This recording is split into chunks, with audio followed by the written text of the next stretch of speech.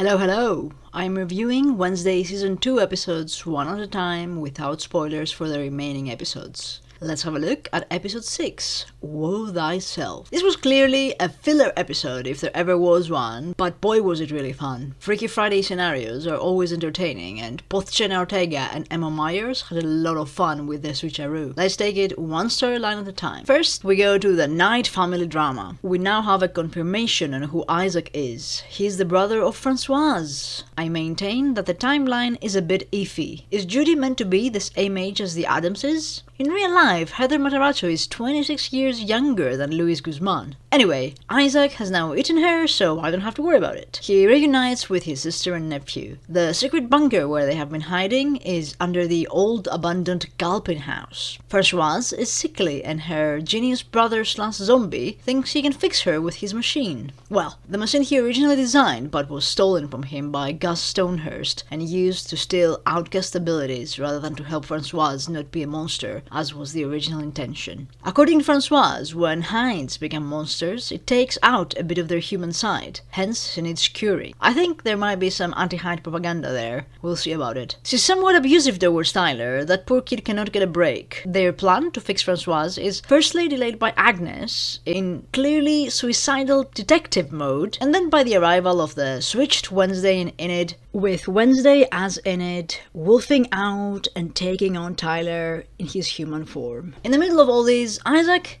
it's out the old Professor Orloff, so he's definitely not a good guy anymore. Grandmama Hester continues to be the worst, giving terrible advice to Wednesday to go to the graveyard and mess about with the grave of Rosaline Rotwood, a formidable dead psychic. What great advice to give to your 16-year-old granddaughter, Hester.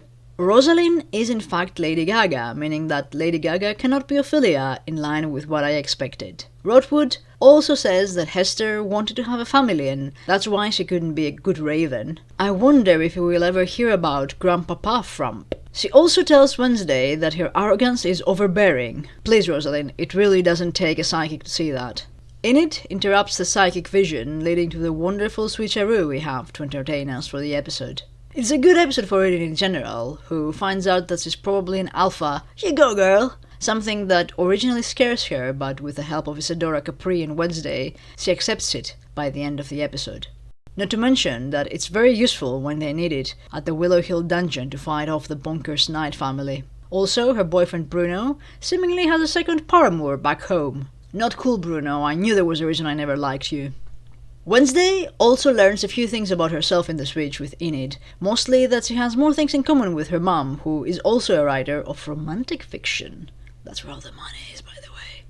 She also learns that she really shouldn't underestimate her best friend, or Agnes. Enid as Wednesday has a lot of harsh truths for her, that she's afraid she will disappoint her mother, and that's why she's pushing her away. It's really cool stuff, the switcheroo. Even if it was a bit of a silly filler, it really dialed in the relationship between Enid and Wednesday. It was a convincing way to force Wednesday to confront and speak about her feelings, something she normally wouldn't do. So, to the ghost of Principal Weems. She continues making excellent points throughout the episode, insisting that Wednesday works on her relationship with her mother, and she even makes an appearance to Morticia. I mean, I don't know how their psychic abilities work, but is that allowed? Jumping from psychic to give messages? It doesn't seem right to me. I'm still thinking that it's not Principal Weems, but rather a vision from, Ophelia.